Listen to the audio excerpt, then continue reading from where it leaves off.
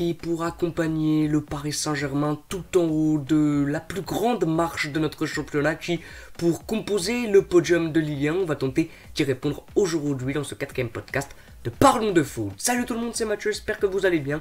On se retrouve aujourd'hui pour une nouvelle vidéo et pour le quatrième épisode podcast de Parlons de foot. Aujourd'hui, on va tenter de répondre à cette question qui, pour composer le podium en Ligue 1, qui pour accompagner le Paris Saint-Germain, qui pour terminer à la deuxième et à la troisième place de notre championnat. On va tenter d'y répondre ensemble. On a déjà eu plusieurs éléments de réponse avec les 13 premières journées qui ont été jouées en Ligue 1. C'est la troisième pause internationale qui va être en train de se jouer, qui est en train de se jouer peut-être à l'heure où vous regardez et écoutez cette vidéo.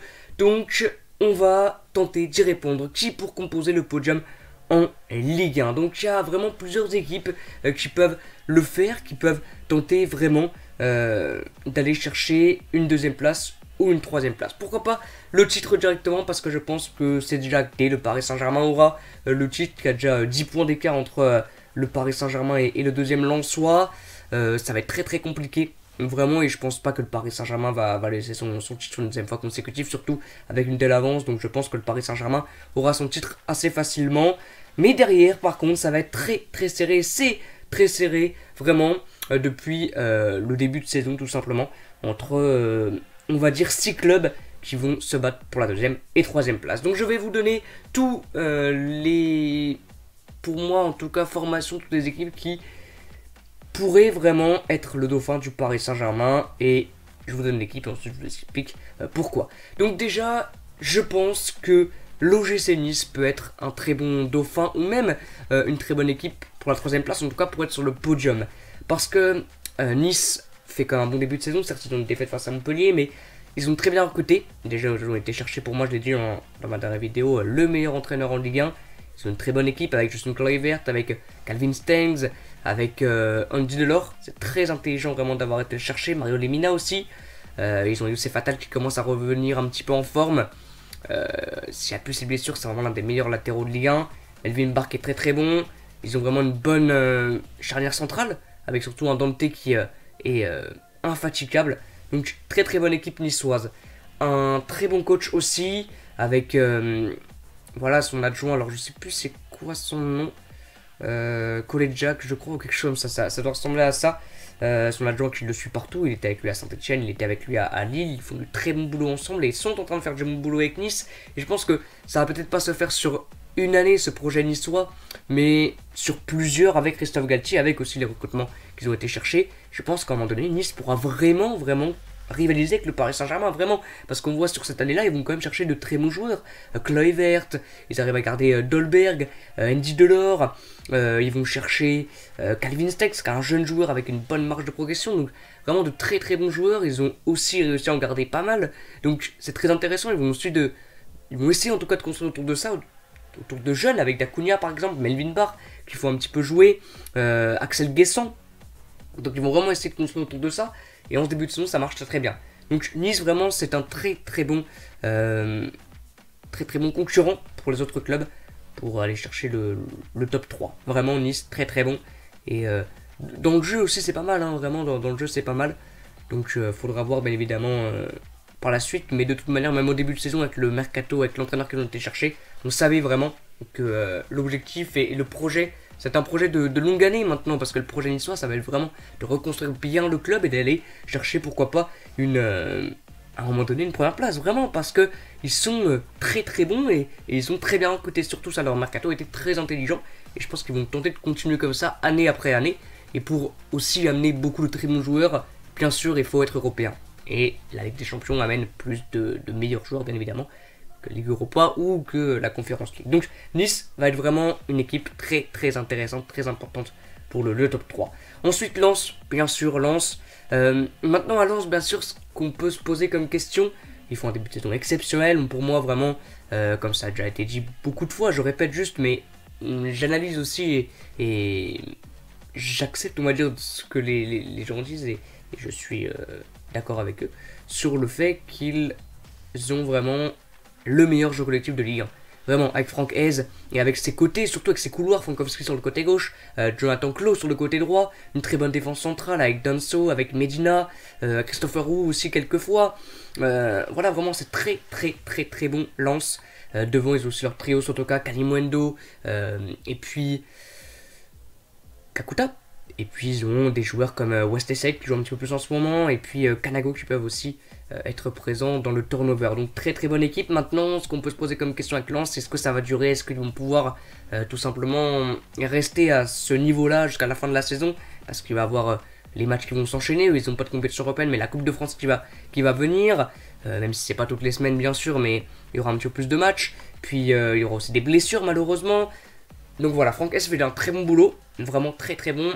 Mais Lens, on doit les mettre dans ce favori des top 3 parce qu'ils font un très bon début de saison et parce que c'est sur la lignée de l'année dernière aussi, ils ont terminé 7ème, et c'est aussi sur la fin de saison qu'ils étaient un petit peu moins bons parce qu'à un moment donné, voilà, ça c'est compliqué de tenir toute la saison à ce niveau-là. Donc pourquoi pas. Maintenant, faut voir, faut aussi peut-être qu'ils recrutent à mi-saison. On peut se dire qu'ils n'ont pas besoin avec une très bonne équipe, mais peut-être qu'il faut qu'ils recrutent. Mais Lens vraiment très bon, et bien sûr, ils sont dans cette composition de favoris du top 3. L'OM après, certes, l'OM n'est pas très régulier, mais je pense quand même que l'OM peut vraiment faire quelque chose. À un moment donné, il faudra lancer une série, et je pense que si elle dure 2-3 matchs, elle va pouvoir continuer plus longtemps après. Voilà, il y a la Ligue Europa aussi qui pompe beaucoup d'énergie. Donc je pense qu'ils iront au moins en Conference League quand même. Je crois que même le troisième peut aller en Conference League, je crois, de Ligue Europa. Donc pour moi ils ont 4 points, donc ça peut se faire bien évidemment. Ils peuvent même être qualifiés pour les huitièmes de finale. Mais l'OM ils peuvent y aller en Ligue Europa pour les huitièmes de finale, en Conference League pour les 16e je crois, les 8e. En tout cas continuer la compétition européenne. Donc ça va encore pomper un petit peu d'énergie, mais je pense qu'à un moment donné, alors Sampoli cherche quand même encore, alors pas son dispositif, il l'a trouvé. Mais les joueurs, vraiment, il les cherche peut-être encore un petit peu. Maintenant, je pense qu'il a quand même pas mal de postes qui sont casés, pas mal de joueurs qui sont casés. Bien sûr, le poste de gardien aussi, maintenant. On s'est dit peut-être en début de saison que Pau Lopez allait rester le gardien titulaire. Et là, Mandanda a joué face à Metz, ça fait un très bon match avec le brassard de capitaine. Donc ça aussi, on peut se poser la question. Marseille, voilà, même s'ils sont pas très réguliers, malheureusement, c'est aussi leur problème. Ils sont quand même 4ème, ils sont vraiment pas loin du tout, à 5 points de Lens. Donc c'est à 2 points, de Lens, pardon. À 1 point même, on va y arriver, à 1 point du Racing Club de Lens. Donc non, bien évidemment que c'est très serré et que cette équipe marseillaise peut bien sûr aller chercher la deuxième ou troisième place. Ça c'est une quasi-certitude avec Jorge Sampoli, c'est quand même un très bon coach que j'ai pas mis dans mon top 5 mais j'aurais pu. Et je pense qu'ils peuvent y aller. Ils ont aussi, comme Nice, fait un très bon mercato, très intelligent. Vraiment très intelligent. Maintenant il y a des joueurs qui malheureusement n'ont pas encore eu ce déclic, comme Luis Enrique. Bien évidemment Minarit aussi. Donc voilà, faudra les suivre. Et bien évidemment, ils ont quand même sur le papier une très bonne équipe. Dans les individualités aussi, c'est très bon. Donc voilà, maintenant il faudra les suivre. Et je pense que ça peut vraiment être intéressant. Et ça peut aller chercher une deuxième et une troisième place sans aucun doute. Ensuite, l'Olympique Lyonnais. Alors certes, ils sont 7ème. Mais Lyon, je pense quand même qu'ils peuvent. On voit des choses très intéressantes du côté de Lyon. Malheureusement, on les a pas vu face à Rennes, mais on les voit en Ligue Europa surtout. On les voit les très bonnes choses de Lyon. On sait que Peter Bosz est un très bon entraîneur. Ils ont une très bonne équipe, recruté intelligemment aussi, pas beaucoup, mais intelligemment. Emerson, Boateng, Shaqiri. Pour moi, Shaqiri, malheureusement, il n'arrive pas trop encore à trouver le déclic de la Ligue 1. Ils ont un très bon Paqueta. Slimani va revenir vraiment en force. On a vu qu'il a marqué un doublé en Ligue Europa. Il n'a pas joué face à Rennes en tout cas. Elle n'était pas titulaire, mais ils ont vraiment une bonne équipe et je pense que l'équipe de Lyon, en tout cas les joueurs qui composent l'équipe de Lyon, ont assez d'expérience, savent ce qu'ils doivent faire pour vraiment aller chercher un podium. Voilà, vraiment, je pense. Maintenant, je vous le dirai bien évidemment favori après parce que là il y a 4 équipes pour 2 places, donc bien évidemment que ça va être compliqué, mais toutes ces équipes là peuvent aller le chercher. Donc vraiment, cette équipe lyonnaise, je pense qu'ils peuvent aller chercher une deuxième ou troisième place. Je pense. Maintenant, voilà, faudrait bien évidemment voir et surtout voir qu'ils ne fassent pas les mêmes matchs que contre Rennes. Maintenant, Rennes a été très bon. Faut pas baisser la performance, minimiser la performance Rennes qui a été très bonne, mais Lyon n'a vraiment pas été au rendez-vous ce jour-là. Voilà. Mais c'est très bon en Ligue Europa. On voit qu'ils peuvent faire de très bonnes choses en Ligue Europa. Donc, Je pense qu'il n'y a aucun souci pour tenter de les refaire en Ligue 1. Voilà.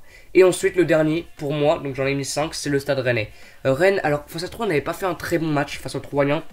2-2, n'avait pas été énorme, trop leur aurait posé beaucoup de problèmes. Mais c'est pas que le match de Lyon qui m'a donné envie de les mettre dans ce top 3, mais surtout les matchs qu'ils font en Conference League, avec un très bon match face à Tottenham, ils ont gagné tous les autres. Ils font de très très bons matchs dans le jeu aussi, c'est très très bon, ils ont bien recruté. Ils ont Souleymana qui est très très bon, malheureusement Doku qui est blessé. Ils ont battu, pour la première fois, c'est les seuls qui l'ont fait, le Paris Saint-Germain. Donc ça aussi c'est un signe, parce que Rennes, c'est l'équipe pour moi l'avoir fait. Très très bon, vraiment Rennes, faut pas les oublier, ils ont un bon coach. Je pense que vraiment leur effectif peut aller chercher une deuxième, troisième place, vraiment. Vraiment, Rennes peut aller chercher une deuxième, troisième place. Après ce qu'on a vu face à Lyon, ils peuvent vraiment le faire. Parce que c'est le match le plus abouti de Rennes cette saison et le match le plus abouti d'une équipe pour le moment cette saison, hein, le match de Rennes. Le petit bémol, c'est le penalty et le but. Parce que là, le 4-0 était amplement mérité. Vraiment, ils ont été très très bons du début jusqu'à la fin.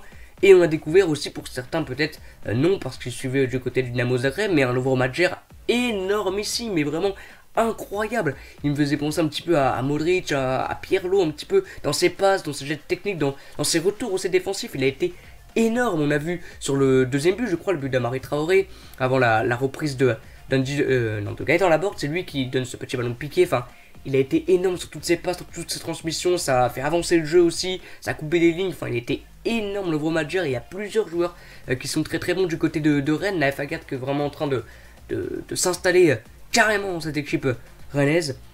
Donc vraiment, Rennes aussi, ça peut être vraiment très très fort. Donc maintenant, les petits, on va dire, flops et les équipes qu'on n'a pas mis et que pour moi, malheureusement, montrent pas assez de bonnes choses au début de saison pour pouvoir y être. Monaco, c'est trop irrégulier, vraiment trop irrégulier dans les résultats, surtout dans le jeu.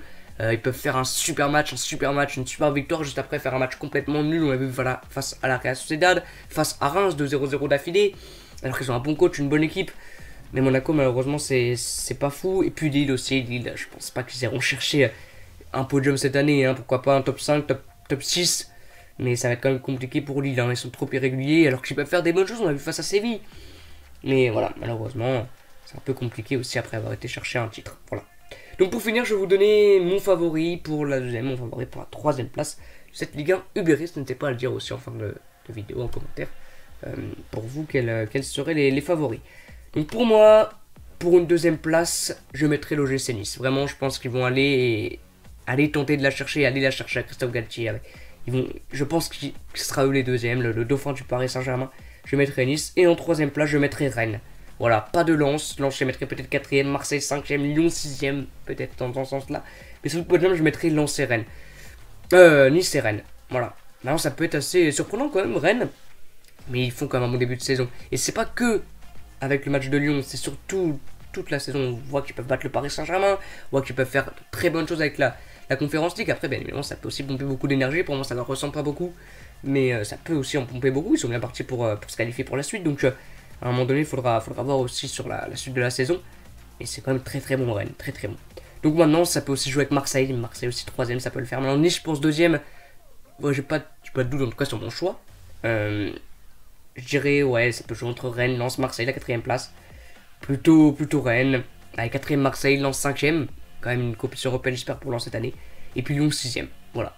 C'était mon choix. J'espère que ça vous a plu cette vidéo. N'hésitez pas vous à mettre dans l'espace commentaire votre top 3 de ce début de saison. En tout cas, sur cette fin de saison, surtout. C'est pour le top 3, bien sûr, le podium définitif de la fin de saison. Voilà, à bientôt et ciao.